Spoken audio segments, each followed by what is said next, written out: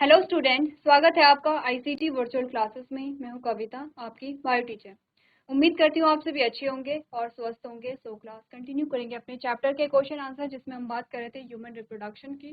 कुछ क्वेश्चंस हम देख चुके हैं, कुछ क्वेश्चंस को आपने डिस्कस किया है, कुछ और क्वेश्चंस हमारे पास आते हैं। तो सबसे पहले हम यहाँ पर देखेंगे अभी तक कौन से क्वेश्चन हमने सॉल्व किए हैं, किस टॉपिक से रिलेटेड क्वेश्चन हमारे पास आए हैं। उसके बाद कुछ नए क्वेश्चन को यहाँ पर सॉल्व करेंगे। सबसे पहले आपके पास एमसीक्यूज टाइप के क्वेश्चन आते हैं, जिसमें हमने बात की थी विच of the following statement is true about sexual reproduction. Sexual reproduction के बारे में कौन सी स्टेटमेंट सही है। पहली है germ cells are involved, germ cells पाई जाती हैं। सेकेंड है there is the fusion of gametes, यानी कि युग्मकों का संलयन होता है। This process takes longer time, यानी कि ये प्रक्रिया लंबा समय लेती है। आपने कहा करेक्ट आंसर होगा इसका ऑप्शन नंबर डी। हमने कहा ऑप्शन नंबर डी इसका क्या होगा, बिल्कुल करेक्ट आंसर होगा। ठीक है, सारी ही स्टेटमेंट हमें क्या बताती हैं, यहाँ पर लैंगिक जनन के बारे में बताती हैं। सेकेंड जो स्टेटमेंट हमारे पास आई है उसमें आपसे कहा गया है during embryonic development the baby start moving and hair start appearing on the head during embryonic development, कि वो कौन सा टाइम पीरियड है, वो कौन सा मंथ है जहाँ पर बेबी में क्या होता है, जो मूवमेंट है वो आनी शुरू हो जाती है और जो हेड वाला पोर्शन होता है वहां पर जो फाइन हेयर्स है वो आने शुरू हो जाते हैं। आपने कहा ऑप्शन नंबर बी, यानी कि फिफ्थ मंथ यहाँ पर क्या आता है, आपका सही आंसर आता है। ऑप्शन नंबर बी क्या होगा, करेक्ट आंसर होगा। ठीक है, चलिए अब आपको कुछ यहाँ पर बता रखे हैं अलग अलग जो यहाँ पे ट्राइमेस्टर आते हैं। 3 ट्राइमेस्टर आते हैं। फर्स्ट ट्राइमेस्टर यानी कि एक ट्राइमेस्टर 3 महीने का होता है। फर्स्ट ट्राइमेस्टर में आपका फर्स्ट सेकंड थर्ड मंथ आता है। इसमें आपको बता रखे हैं कि कितने वीक्स आते हैं और क्या क्या चेंजेस हो रहे हैं pre embryonic and embryonic development stress यहाँ पर होता है। सेकेंड ट्राइमेस्टर जो होगा वो फोर्थ फिफ्थ और सिक्स का होगा। ठीक है, यानी कि चौथा पांचवा और छठा महीना यहाँ पर होता है। वीक्स की बात की है 13 to 24 वीक्स होते हैं। क्या होता है, फीटल का डेवलपमेंट स्टार्ट हो जाता है और मोस्ट जो ऑर्गन होते हैं वो क्या होते हैं, यहाँ पर बनने लग जाते हैं। ठीक है, तीसरा जो ट्राइमेस्टर आपके पास आएगा वो होगा 7वां 8वां और 9वां महीना होगा। ठीक है, यानी कि 25 वीक से लेकर के बर्थ तक का जो टाइम यहाँ पर आता है थर्ड ट्राइमेस्टर में। आपने कहा थर्ड ट्राइमेस्टर में क्या होगा, baby continue to grow and there is a massive development in the baby including क्या क्या यहाँ पर चेंजेस आते हैं थर्ड ट्राइमेस्टर में, यानी कि 7th 8th और 9th मंथ में। आपने कहा बोन्स गेट हार्डेड, हड्डियां जो होती हैं मजबूत हो जाती हैं। फिंगर नेल्स आर विजिबल, जो फिंगर्स की जो नेल्स होती है विजिबल हो जाते हैं। Show various movement like stretching kicking etcetera, यहाँ पर मूवमेंट आ जाती है स्ट्रेचिंग और किकिंग की जो मूवमेंट आपको फील होती है। Formation of RBC, red blood cells का फॉर्मेशन होता है किसमें, बोन मैरो। ठीक है, क्लियर रहती बातें।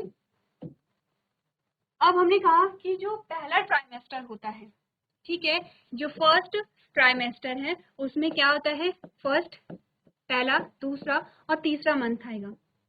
दूसरा जो ट्राइमेस्टर होता है उसमें चौथा पांचवा और छठवां महीना आता है, छठवां महीना आता है। तीसरा जो ट्राइमेस्टर होता है उसमें 7वां 8वां और 9वां महीना आता है। ठीक है, क्लियर है इतनी बातें। चलिए नेक्स्ट क्वेश्चन की ओर बढ़ते हैं। यहाँ पर आपको पूछा गया है किसके बारे में, आपको कहा गया है the biological process involve in the formation of gametes is called. आपने कहा कि यहाँ पर युग्मक के निर्माण की प्रक्रिया को क्या कहते हैं, oogenesis कहते हैं, गैमेटोजेनेसिस कहते हैं, स्पर्मेटोजेनेसिस कहते हैं, नन ऑफ दीज कहते हैं। आपने कहा आंसर आपका गैमेटोजेनेसिस होगा, क्योंकि गैमेटोजेनेसिस दोनों ही गैमेट की बात कर रहा है, मेल और फीमेल, जबकि oogenesis सिर्फ फीमेल गैमेट की बात कर रहा है। ठीक है, और स्पर्मेटोजेनेसिस सिर्फ मेल गैमेट की बात कर रहा है। लेकिन यहाँ पर आपको मेल या फीमेल गैमेट अलग से नहीं पूछा गया है। ठीक है, आपसे सिर्फ गैमेट के बारे में बात की गई है। तो स्पर्मेटो जो यहाँ पे गैमेटोजेनेसिस है वो यहाँ पे क्या कर रहा है, दोनों ही गैमेट की बात कर रहा है। चलिए नेक्स्ट जो क्वेश्चन आपके पास आए हैं उसमें आपसे पूछा गया है which of the following hormones are involved in the process of oogenesis। आपने कहा oogenesis में यानी कि फीमेल गैमेट के फॉर्मेशन में कौन से गैमेट इन्वॉल्व होते हैं। आपने कहा बोथ ए एंड सी, यानी कि एस्ट्रोजन भी होगा, फॉलिकल स्टिमुलेटिंग हार्मोन यानी FSH भी होता है। दोनों ही यहाँ पे क्या होते हैं, इन्वॉल्व होते हैं। चलिए नेक्स्ट क्वेश्चन आपसे पूछा गया है which of the following is the primary organs of female reproductive system, यानी कि फीमेल रिप्रोडक्टिव सिस्टम का प्राइमरी ऑर्गन क्या है। और जो प्राइमरी ऑर्गन होता है, जो यहाँ पर प्राइमरी ऑर्गन होता है, तो प्राइमरी ऑर्गन में हमेशा प्राइमरी ऑर्गन या जो प्राथमिक अंग है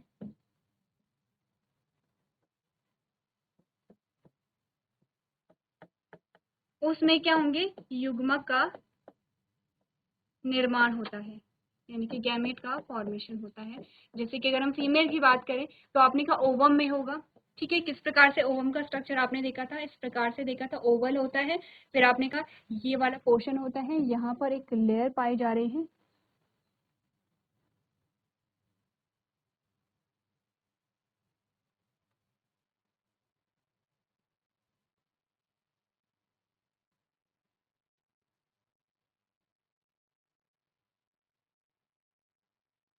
ठीक है। इस पूरे पोर्शन को हमने क्या कहा था, स्ट्रोमा कहा था। इस बीच वाले पोर्शन को क्या कहा था, मेड्यूला कहा था, ठीक है। और यहाँ पर आपने क्या कहा, आपको क्या मिल रही हैं, फॉलिकल मिल रही हैं। यहाँ पर क्या मिल रही हैं, फॉलिकल्स मिल रही हैं, और इन्हीं के अंदर क्या होता है, गैमेट का फॉर्मेशन। क्लियर है इतनी बातें, ठीक है। इसी के अलावा हमने कहा अगर हम क्वेश्चन को थोड़ा चेंज कर लें और कहें कि प्राइमरी जो ऑर्गन होता है वो मेल में क्या होगा, तो ये आपके लिए क्या होगा, होमवर्क है। आपको देखना है कि अगर प्राइमरी ऑर्गन हम मेल में बात कर रहे हैं तो वो कौन सा ऑर्गन होता है। चलिए, यहाँ तक की बात हम कर चुके थे। नया जो क्वेश्चन आपके पास आया है उसमें एक बार आप पढ़िए, क्या स्टेटमेंट आपके पास आई है। आपने कहा during embryonic development which of the following organ is formed. First आपने कहा कि यहाँ पर क्या होता है, एम्ब्रियोनिक डेवलपमेंट के दौरान जब क्या होता है, जो भ्रूण का विकास होता है उस दौरान सबसे पहले कौन सा ऑर्गन बनता है, स्किन बनती है, ब्रेन बनता है, हार्ट बनता है, या न्यूरल ट्यूब बनती है। अब आपको इसका आंसर आना चाहिए, क्योंकि ये जो टॉपिक है हमने कल ही इसे क्या किया है, यहाँ पर पढ़ा है। हमने देखा है कि यहाँ पर जब फर्स्ट मंथ था तो फर्स्ट मंथ के एंड में क्या बन रहा है, सेकेंड मंथ के एंड में क्या बन रहा है, थर्ड मंथ में क्या बन रहा है, इस चीज के बारे में हमने क्या की थी, यहाँ पे डिस्कशन किया था। तो एक बार क्या करेंगे, स्टेटमेंट पढ़ेंगे और ऑप्शंस को यहाँ पर चूज करेंगे। चलिए, तो आंसर आपने यहाँ पर देख लिया होगा। आपका जो यहाँ पर करेक्ट आंसर होगा that is the neural tube, ठीक है। के बाद नेक्स्ट हमारे पास जो क्वेश्चन आता है उसमें आपसे पूछा गया how many hearts are required for a sperm cell to fertilise an egg. ठीक है, हमने कहा कि यहाँ पर जो मेल गैमेट होता है उसे फीमेल गैमेट को फर्टिलाइज करने के लिए कितना टाइम होता है, 12 आवर्स होते हैं, 14 आवर्स होते हैं, 24 आवर्स होते हैं, या 36 आवर्स होते हैं। एक बार अपने ऑप्शन को पढ़िए और अपने आंसर को सिलेक्ट कीजिए।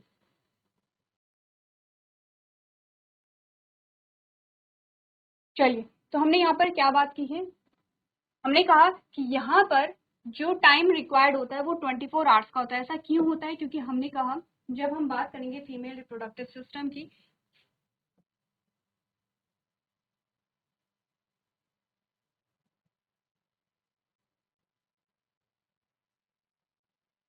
ठीक है। अब यहाँ पर क्या है, ओवम है, ओवम के अंदर क्या ये क्या है, ओवरी है, ओवरी के अंदर क्या होगा, ओवम होगा। ओवम जब रिलीज होता है तो आपने कहा फिमरी जो होती हैं वो क्या करते हैं, ओवम को रिसीव करेंगी, और यहाँ पर जो ओवम होगा वो इनफंडिबुलम से कहा जाएगा, एस्थमस में जाएगा, ठीक है। ये वाला जो पोर्शन है वो एस्थमस का होता है। अब यहाँ पर जो ओवम होगा वो कितने टाइम के लिए रहता है, 24 आवर्स, यानी कि एक दिन के लिए रहता है। इस टाइम में अगर क्या होगा, मेल गैमेट फ्यूज हो जाता है तो आपने कहा फर्टिलाइजेशन हो जाएगा। अगर इतने टाइम पीरियड में फ्यूजन नहीं होता है तो फर्टिलाइजेशन नहीं हो पाता है। तो आपका जो करेक्ट आंसर होगा वो होगा ऑप्शन नंबर सी यहाँ पर, ठीक है। क्लियर है, एक बार अपने आंसर को आप लोग नोट कर सकते हैं। चलिए, नेक्स्ट क्वेश्चन देख लेते हैं। नेक्स्ट जो क्वेश्चन हमारे पास आता है उसमें स्टेटमेंट पढ़िए, विच of the following statement is true about the एम्प्यूलरी isthmus junction. आपने कहा कि इनमें से वो कौन सा कथन सत्य है जो कि हमें क्या बताते हैं, एम्प्यूलरी एस्थमस जंक्शन के बारे में बताता है, यानी कि एम्प्यूला और एस्थमस के बीच में जो जंक्शन होगा उसके बारे में हमें बताता है, ठीक है। एम्प्यूला वाला पोर्शन का है, एक बार अगर आप देखेंगे, एम्प्यूला ये एम्प्यूला है और ये एस्थमस है। ये वाला जो उभरा हुआ पोर्शन है ये एम्प्यूला होगा, ये एस्थमस होगा। ठीक है, चलिए अब स्टेटमेंट कौन कौन सी आपके पास आई है उसे एक बार पढ़ लेते हैं। आपने कहा it is located between the ovary and uterus. जो यहाँ पर एम्प्यूलरी एस्थमस जंक्शन है, क्या वो ओवरी और यूट्रस के बीच में है?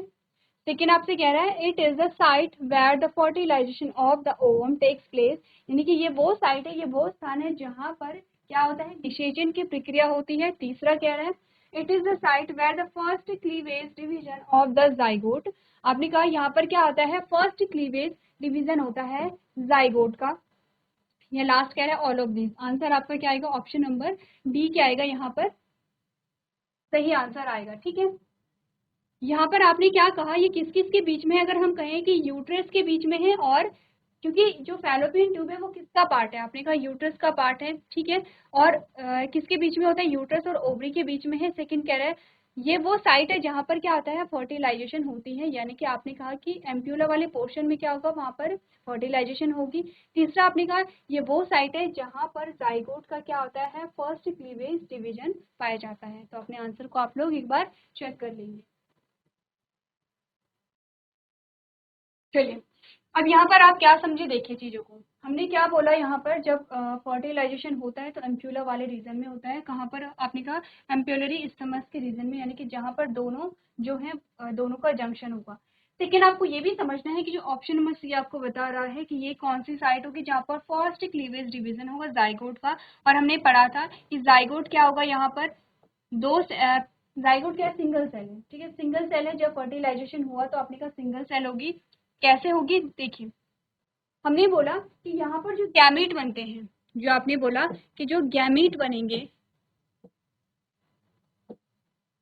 ये दोनों गैमीट कैसे होंगे, हैप्लॉइड होंगे। ठीक है, हम बात कर रहे हैं अगर ह्यूमंस की, तो आपने कहा ये भी हैप्लॉइड है और ये भी क्या है, हैप्लॉइड है, यानी कि मेल और फीमेल दोनों ही हैप्लॉइड है। दोनों में क्या है, 23 क्रोमोसोम है। जब इनका फ्यूजन होगा तो आपके पास क्या बना, जाइगोट बना। आपके पास अब जाइगोट बन गया है। जो जाइगोट होगा वो कैसा होगा, डिप्लॉइड होगा। इतनी बात आप समझते हैं, क्योंकि इसमें ये 23 और ये 23 मिल करके आपके पास कितने 46 क्रोमोसोम आ गए हैं। लेकिन अब आपने कहा अभी भी क्या है, सिंगल सेल है।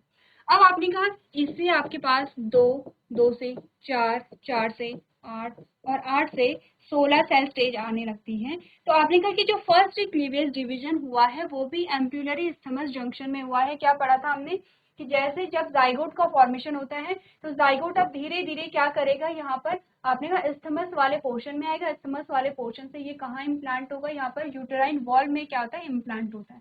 अब हमने क्या कहा था, इन सेल्स को हमने क्या कहा था, ब्लास्टोमेर कहा था। ठीक है, और आपने कहा था कि 8 से और 16 सेल स्टेज जो होती है, यानी कि 8 to 16 सेल स्टेज आती है, इसे हमने मोरूला कहा था। इसके साथ ही हमने क्या पढ़ा था कि जो यहाँ पर ब्लास्टोमेर होती है दो लेयर्स बनाती है, ट्रोफोब्लास्ट बनाती है, इनर सेल मास बनाती है। कैसे हमने कहा था, ये जो आउटर लेयर है ये ट्रोफो लेयर यहाँ पर बना, ट्रोफोब्लास्ट बना रही थी।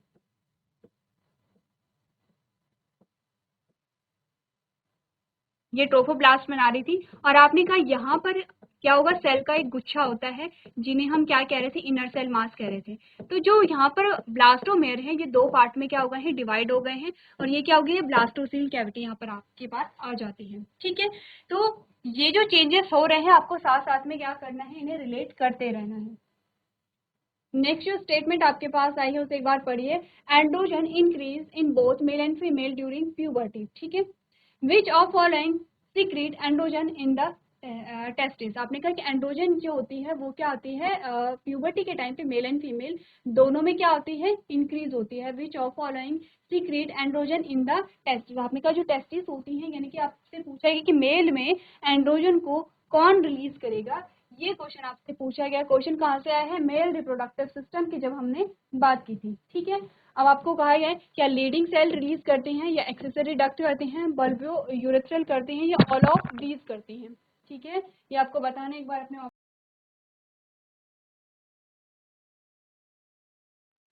चलिए, तो आपने यहाँ पर देखा होगा आपका जो आंसर आएगा वो आएगा ऑप्शन नंबर ए। यहाँ पर सही आंसर होगा। लीडिंग सेल क्या करती है, एंड्रोजन को रिलीज करती है, और एंड्रोजन ही क्या होगा फिर यहाँ पर मेल गैमेट के प्रोडक्शन के लिए रिस्पॉन्सिबल होगा। तो आपका जो ऑप्शन नंबर ए है वो क्या होगा, करेक्ट आंसर होगा। नेक्स्ट जो आपके पास स्टेटमेंट आई, आपसे पूछा गया dash is also known as the proliferative phase. आप प्रोलिफरेटिव फेज किसे कहते हैं, किसकी बात हो रही है? जब आपने पढ़ा था यहाँ पर एक ग्राफ आपके पास आया था,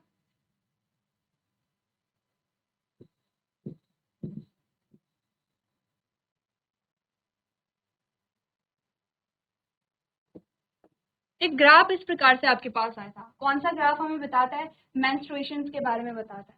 आपने कहा था इस ग्राफ में अलग अलग फेज आए हैं, जैसे कि सिक्रेटरी फेज होगा, फिर उसके बाद ये क्या होगा, फॉलिकुलर फेज होगा। इस प्रकार से आपके पास अलग अलग क्या आए हैं, ग्राफ आए हैं। आपको बताना है कि इनमें से वो कौन सा फेज है जिसे आप प्रोलिफरेटिव फेज भी कहते हैं। इसके अलावा एक दूसरा नाम आपके पास आता है, ऑप्शन है ल्यूटियल फेज है, मेंस्ट्रुअल फेज है, फॉलिकुलर फेज है, या नन ऑफ दीज है। आंसर आपका कौन सा है? Option number C, follicular phase. क्या कहेंगे इसे? फॉलिकुलर फेज कहेंगे। इसमें जो फॉलिकल्स होती हैं वो डेवलप होती हैं, डेवलप होने लगती हैं। क्लियर है इतनी बातें? तो चलिए, इसके अलावा अगर मैं आपसे कहूँ ल्यूटियल फेज में क्या होगा, ल्यूटियल फेज में कॉर्पस ल्यूटियम का फॉर्मेशन होता है। कॉर्पस ल्यूटियम क्या होता है? आपने कहा ओवम है, ओवम बर्स्ट होती है, और यहाँ पर जो ओवरी है ओवरी बर्स्ट होती है, ओवम सिक्रीट हो गया है, ठीक है, ओवम बाहर निकल गया है, और जो रेस्ट पार्ट आपका रह जाता है इसे आप कहते हैं कॉर्पस ल्यूटियम कहते हैं, ठीक है। और इस फेज को क्या कहते हैं? ल्यूटियल फेज के नाम से जाना जाता है। तो एक बार आप क्या करेंगे, अपने आंसर को नोट कर लेंगे। चलिए, तो अगला प्रश्न यहाँ पर देखते हैं। अगला प्रश्न जो आपसे पूछा गया है, which of the following hormones provides the hormonal trigger to cause ovulation and release of eggs from the ovary. आपने कहा वो कौन से हॉर्मोन्स होते हैं जो क्या करेंगे, यहाँ पर ओव्यूलेशन को ट्रिगर करेंगे, इसी के साथ साथ क्या करेंगे, एग को रिलीज करेंगे ओवरी से। तो ओव्यूलेशन हमने क्या बोला था, जब यहाँ पर जो ओवम है वो रिलीज हो रहा है उसे हम ओव्यूलेशन कह रहे थे। लेकिन हमें बताना है हॉर्मोन्स के बारे में, वो कौन से हॉर्मोन्स होते हैं। आपके पास ऑप्शन में आते हैं एस्ट्रोजन है, टेस्टोस्टेरॉन है, ल्यूटिनाइजिंग हार्मोन यानी कि LH, ऑल ऑफ दीज है, ठीक है। क्या आंसर आपका यहाँ पर आएगा? आपने कहा करेक्ट आंसर आपका आएगा option number C, luteinising hormone क्या होता है? LH, जिसे आप क्या कहते हैं, जिसे आप किसके नाम से जानते हैं? जब आपने कहा कि जो ल्यूटियल फेज होता है, जब यहाँ पर ओवम रैप्चर्ड होगा और ओवम निकलेगा, जब ओवरी रैप्चर्ड होगी, ओवम निकलेगा और आपके पास कॉर्पस ल्यूटियम यहाँ पर बनता है, तो वहां पर कौन रिस्पॉन्सिबल तो होता है? LH होता है। जब हम यहाँ पर मेंस्ट्रुअल साइकिल के बारे में पढ़ रहे थे, मेंस्ट्रुएशन के बारे में पढ़ रहे थे, और जब हम ग्राफ देख रहे थे उसमें कौन कौन सा ग्राफ हम देख रहे थे? हम देख रहे थे फॉलिकल्स कैसी हैं, FH और LH और FSH की जो सिचुएशन है वो कैसी है, एस्ट्रोजन और प्रोजेस्टेरॉन की जो सिचुएशन है वो कैसी है, और हमने कहा कि एंडोमेट्रियम की सिचुएशन कैसी है। तो क्या हमारे पास आए हैं, आपने फॉलिकल के बारे में बात की, आपने FSH और LH के बारे में बात की है, ठीक है। आपने यहाँ पर बात की है किसके बारे में? एस्ट्रोजन और प्रोजेस्टेरॉन के बारे में बात की है, ठीक है। और आपने बात की है एंडोमेट्रियम के बारे में। तो ये सारी चीजों के ग्राफ, तभी आपके पास कौन सा ग्राफ आया था, कुछ इस प्रकार से आपके पास एक ग्राफ आया था। कैसा? हमने सभी को देखा। तो आपने कहा पहले जो है FSH का जो अमाउंट है वो ज्यादा होता है, क्योंकि फॉलिकल्स यहाँ पर क्या हो रही है, ग्रो हो रही है, और बाद में आप देखिए कि LH का जो सिक्रीशन है वो ज्यादा हो जाता है ओव्यूलेशन को कराने के लिए। तो करेक्ट आंसर आपका क्या होगा? ऑप्शन नंबर सी यहाँ पर होगा। चलिए, तो कुछ क्वेश्चन आंसर्स को हमने डिस्कस किया है। इन क्वेश्चंस के माध्यम से आपके जो कॉन्सेप्ट है वो क्लियर हुए होंगे। आपको कुछ और क्वेश्चंस इसी प्रकार से क्या करने हैं, यहाँ पे रिवाइज करते रहने हैं, जिससे कि आपका जो चैप्टर है वो और ज़्यादा क्लियर हो जाए। तो आज के सेशन में हम इतना ही करेंगे। अभी तक क्लास में बने रहने के लिए आपका धन्यवाद।